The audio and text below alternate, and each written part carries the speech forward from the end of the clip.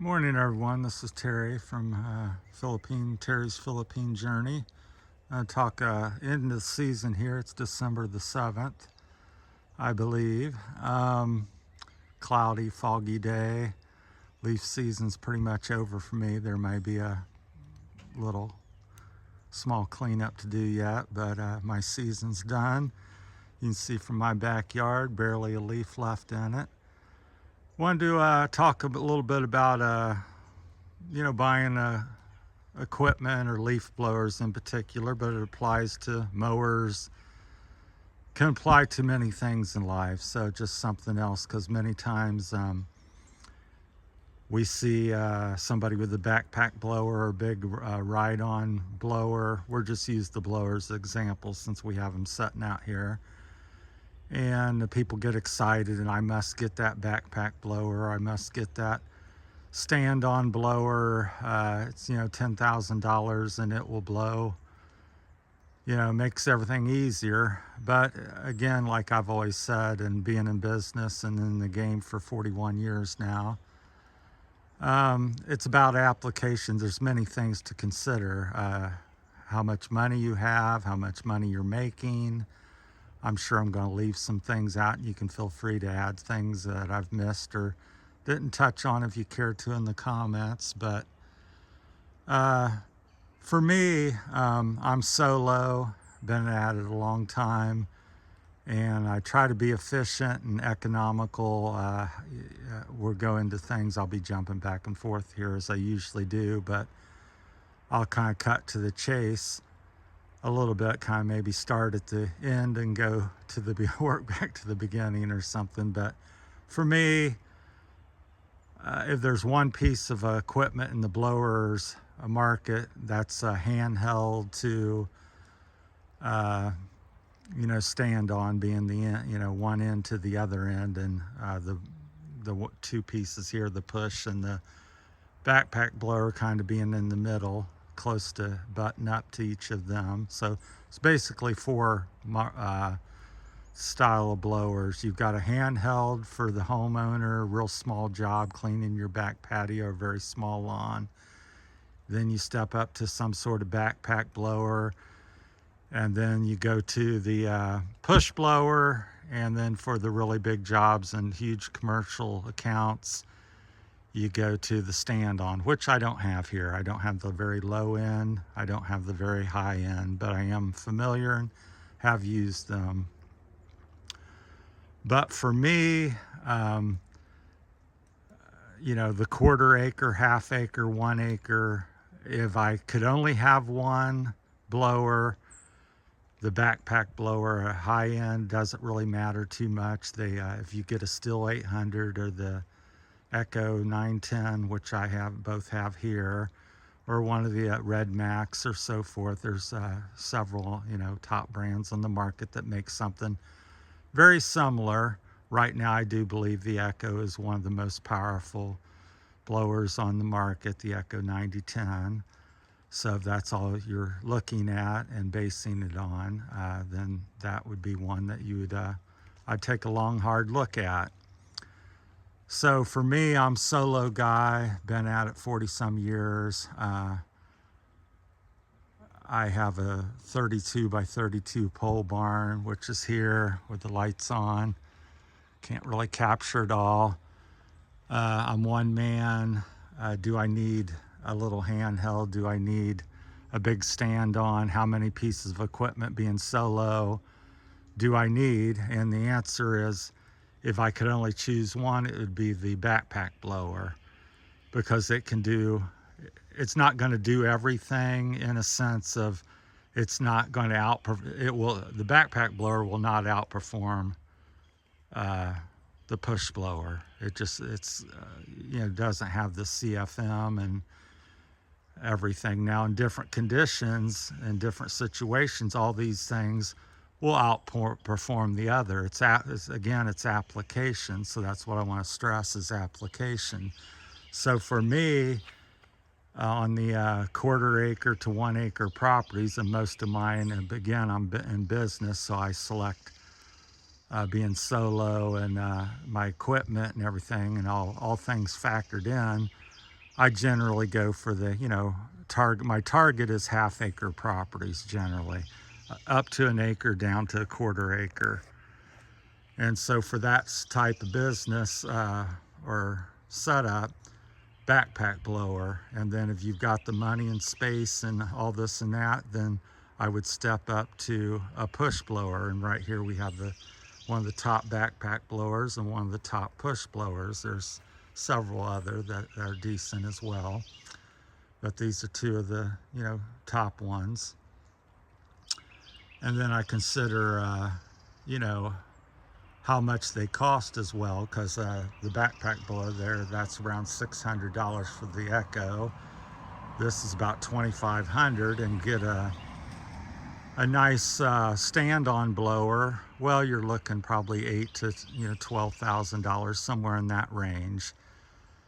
And things I think of, I can clear I've got about a little over a half-acre property here, and with the backpack blower, I can probably clear it with that, just a guesstimate, in probably let's just say 2.5 hours or something. And with the push blower, I can maybe clear it in, well, the problem with the push blower is there's no way you're going to get around the building. There's areas you're just not going to be able to clear. So all things being equal, if you had a flat field to stand on, the bigger blower is going to always win, outperform. But as you get into obstacles, you got bushes to get around. Well, there's no way in the world a stand on or this push blower is going to get the leaves, really cleaned out and efficiently and in a timely manner. It's meant for the open terrain. So being solo, I can only run one of these pieces of equipment at a time. And being that I've selected about half-acre lots, so that's my choice for what I've been doing, and all my 40-some years. I've used a backpack blower and this push blower primarily as my select. Yes, I could get a little handheld. Yes, I can go get a bigger unit. To me, it's not my choices. I don't see it being worthwhile to do that with that. Now, if I had 1 acre, 5 acre properties, I would definitely have a stand on. Or if I had a crew, 2 or 3 people, and had bigger properties, again, I would have a stand on with that. But for 10 grand, let's just say roughly $10,000, I don't think it's worthwhile. Also, you got to keep in mind, the area you have to store it or haul it and stuff. We'll walk around here a little bit. Like I said, my shop's pretty good size, but it's not huge. I can't get my truck and trailer in there with all my equipment. So as you keep adding pieces of equipment, you got to have them things considered. Can you make the money? Do you have a place to keep it? Also maintenance. You come home and you've got 5 or 6 blowers of certain different kinds. You got to come home and change the hydraulic oil in this ride-on one, engine oil, air up the tire, lots of different things. Same with trailer space. Here's my trailer here. It's all emptied out pretty much for the season to some degree. I just ended up stopping Monday for the moment. But this is a 20-foot trailer. As far as I know, it's the biggest trailer available. There might be something 22, but I don't think so. I think this is the biggest trailer you can buy. And I often will haul away a lot of leaves on this, as well as having my work equipment for the day. So the front half of the trailers for leaves, I put them in tarps and drag them up and take them away from most of my customers. Now, a real heavy part of the season, I will not, and I'll blow them into the woods if there's an opportunity to do that, or out to the road for the city to pick up. But I use half of my trailer for hauling stuff away, so being solo and to have a big stand on, which eats up a lot of space even though I've got a pretty good sized trailer. You know, it just limits, cuts into my work a little bit. We'll walk around here and I'll show you a little bit about the front yard. Now again, like I said, you get in the wide open here. For instance, this is a front yard and it's about a 1/4 acre here, half acre total, a little over half acre. Now this is where like the push blower or a stand-on blower would be ideal. You have very few obstacles. Here I usually shoot them across the road into the woods. And so yeah, your backpack blower is not going to beat my push blower here. And the push blower is not going to beat a stand-on in this situation. The other thing with you know, the other pieces of equipment, the stand-on, or I mean the push blower, especially the billy goat's very unstable. It's hard to pull up the hill, even though this little slope here to the road, it's very difficult to push it up and down this slope to next to impossible for certain people. And if you get it on the side and you go up it sideways, it actually wants to tip over. So that's why I say the first piece of equipment I would get is a backpack blower. Get one of the bigger ones that you can afford, and whatever brand you think is best for you that you like. I've chosen the Stihl and Echo, and like I said, even though they're going to be a little bit slower, I can get around all the bushes. I could clear this lot here in the front, this little 1/4 acre space you see, even though it's flat, within an hour, you know, or maybe less. It may 15 minutes either way. I could get it done, get all the little beds blown out around the trees, get it shot across the road, and you know, you can get it done. Now with the billy goat, I may not be able to get near the house very much. That's why you have multiple pieces of equipment. So, and then as you get into my backyard here, you can see it's much more complicated. You got, you know, bigger beds. You don't have you're kind of going up a hill a little bit here. It's hard to see. So you have to work around all this stuff. There's not, you know, a huge open place where you can just go back and forth with a stand on or something. But so that's kind of my 2 cents on some of that stuff to consider, is working on the equipment, places to store it inside your shop, places to haul it on your rig, your clientele. Because a lot of people just shout off numbers. I make 500 a day. I make, you know, 200 an hour with something. But yeah, look at your expense. If you make 200 an hour and you have a backpack blower, you're making real good money. If you got a $10,000, you know, stand on, well, it's not as good because a lot of your money will go back into that, you know, maintenance, the cost of buying it, and extra space to store it, and, you know, and work on it and stuff. When I come home with, for instance, we're just talking a little bit about these, the backpack blower and the push blower. When I come home with the backpack blower, basically at the end of the day, after 8 or 10 hours of working, the maintenance for the most part is put gas in it. It's ready to go for the day. Now this one might be, I got a flat. I have to air up the tires because now I've got tires. I got to change the engine oil, you know, different things. But as you can see, because people will say, well, the backpack blowers will replace all these other units. I don't believe that's true, because if you look at, this is the fan housing on that. It's huge. I'm going to say that's almost up to my knee. That's like 30 some inches, roughly, the outer diameter of it or something. And look at the fan housing on that. That's that black part there. There's no way that's going to produce the CFM. And here it is on the Echo. This is the Stihl, the white part there. is going to blow as much air and volume as this on the billy goat. So it's just night and day.